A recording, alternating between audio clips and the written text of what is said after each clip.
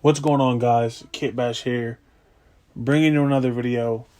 This time it is of the Kitbash Black Manta figure.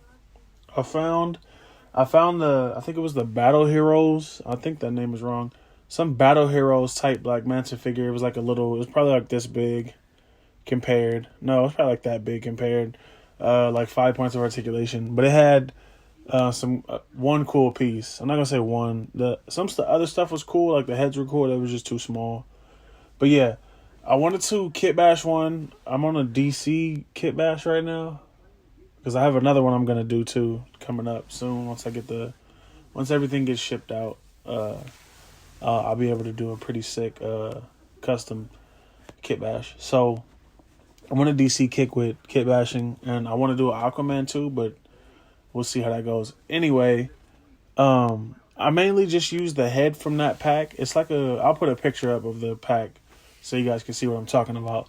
But I just used the headpiece with a shoulder and headpiece from that. And I used a Paladin body.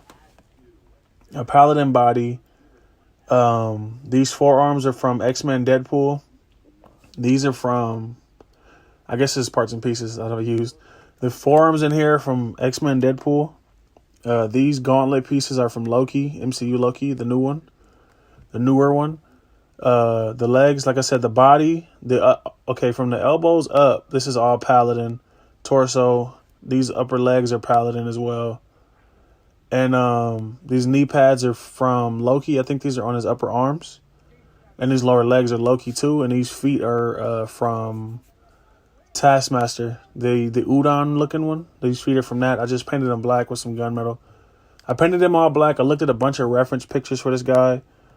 I dyed him black. I dyed his because Paladin's arms are purple and his legs are purple. I just dyed all of that black. And these upper parts are actually from MCU Amazing Spider-Man 2 Electro. I had a problem dyeing his waist without the crotch, but these waist pieces right here wouldn't dye because it's hard plastic. It's harder to dye for some reason, but the soft plastic dye is fine. But yeah, the knee pads under here, these are from Loki as well. And pretty much from here down is Loki besides the boot. I had Loki's boots on it originally, but they looked too clunky and too big, so I swapped them out. These are Paladin's trigger hands too.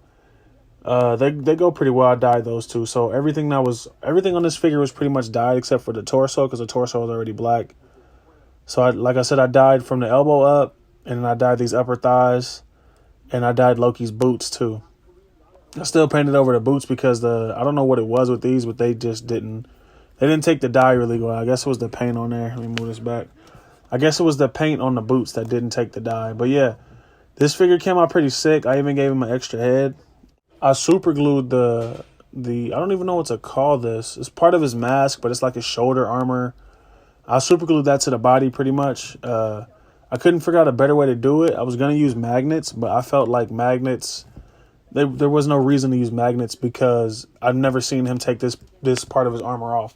I've only ever seen him take his head off, and I still kept that function because I gave him an unmaxed head.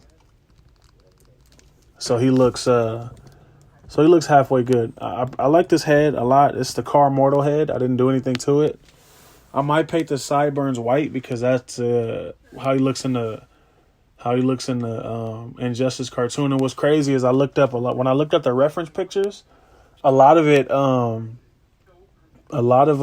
the pictures didn't come back to this helmet. Like, this helmet is really only shown in Injustice. So I don't know what they were going for with the toy, but it's not an Injustice toy, the original one that I got this from. It's not an Injustice toy, but he has an Injustice style of armor, so it's kind of weird. So that's why when I made this, I kind of fused a lot of stuff together, and I gave him a different look. Most times in the comics, his look is just like a bodysuit with just this headpiece. Most times in the comics. So I know in Injustice, he has more of an armored look. Some comics have him with an armored look, but majority of the comics, he's just in a black bodysuit with fins on the back of his legs and this helmet with this chest piece.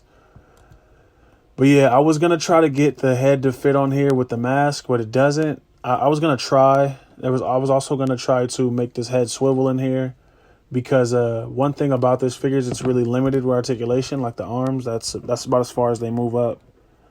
That's about as far as up, and that's about as far as they get out. So the articulation is really limited. So even if you put him in a fighting pose, so you put him in a fighting pose, no one now because his head can move a little bit. But if you wanted to put him in a fighting pose, and there's no joint rub either because this figure's, like I said, I dyed everything. But if you wanted to put him in a fighting pose, he looks kind of stiff because his shoulders are quite limited. It doesn't bother me. I like this figure, so I like the way it came out. But yeah, if you wanted to put him in some kind of crazy like Atlantean ninja pose, I don't know if he knows Atlantean martial arts, but he can still pose and do what he has to do. He just looks kind of weird doing it because he's really stiff in the upper chest area. But he can still pose and everything. He can still, like, if you want to do some underwater photography with him, he can still look like he's floating and stuff. He can do all of that crazy stuff that you know you would want to do with a Black Manta figure. I want to do a Aquaman just so he can have a villain. It was really important for me to get his height right. I compared him to the DC, what is it, DC EU? Is it EU? I think it is. I compared him a lot to that one. So let me pop this head off. And for the head, this head didn't fit on this ball peg at all, so I had to Dremel it out. You can't see in there, but I just put some hot glue in there. The regular trick that I normally do. Put hot glue in there, and I sunk it down so it stayed. You can see it's dyed black in there because Paladin's neck was purple, so all of that got dyed too. Yeah, this just pops back on. And I just make sure the hoses are in there. I was going to do, like I was saying earlier, I was going to do a thing where I was going to try to make this head swivel, but then I realized the hoses wouldn't they wouldn't work right with the swivel on this head, so I just left it like it was. Here's a height comparison with the DCEU Black Manta, and you can see the differences. And I like it. I like the way this one came out a lot. This one has like a really classic looking helmet with a modern body, which is cool. I just don't really like the eyes too much. The eyes are really big, like a classic Black Manta. And then this one is, I like the way the eyes look. He looks really mean. He looks really intimidating, so to speak. This one looks intimidating because of the way the armor looks, but this one looks intimidating just looking at the head. So I really like this. And when I saw it, like I said, for $6, how could I say no? Like I would be crazy to pass on that for $6. So $6 figure.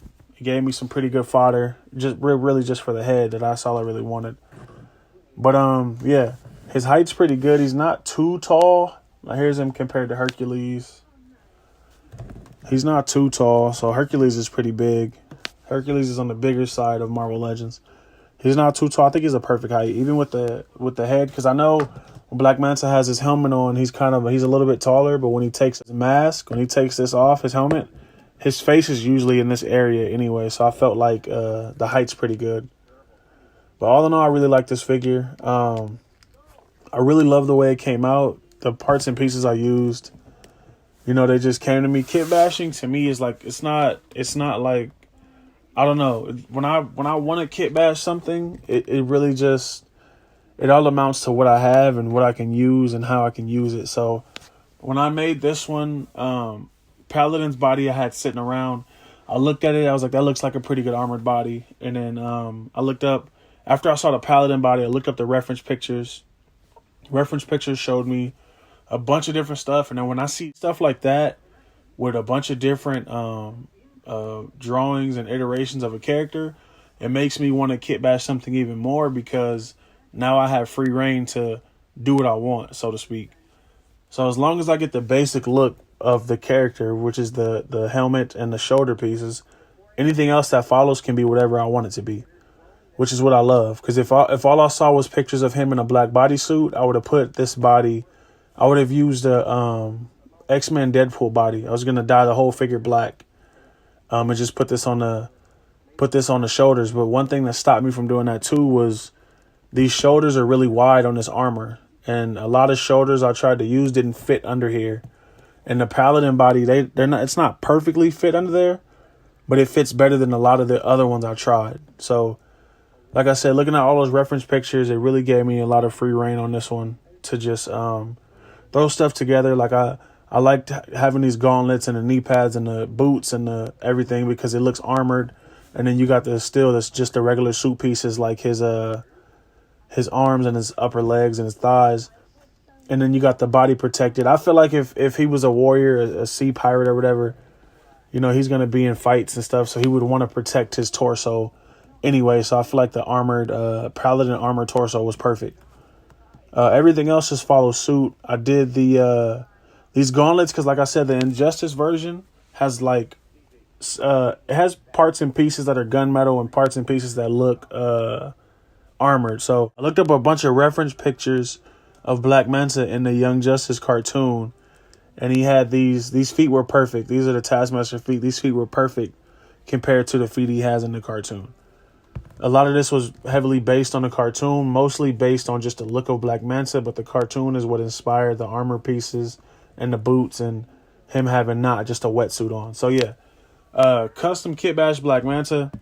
I hope you like this figure. I really like this figure.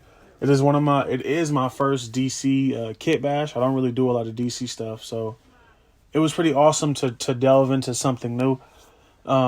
Everything came together pretty good. Like, once I got everything dyed, I have the mock-up pictures and everything. And if you follow me on Instagram, you've seen that. You've seen the completed figure. I even have a weapon for him, too. Because he has a weapon like this in the package. Dropped it. He has a weapon like this in the package, but it looks really childish. And I wanted to give him one that looked dangerous, so just got to paint it silver. But yeah, custom Kitbash Black Manta figure. Like, comment, subscribe. You know, share these videos. Really helps a lot. If you like what you see, consider subscribing if you're not. And thanks for watching.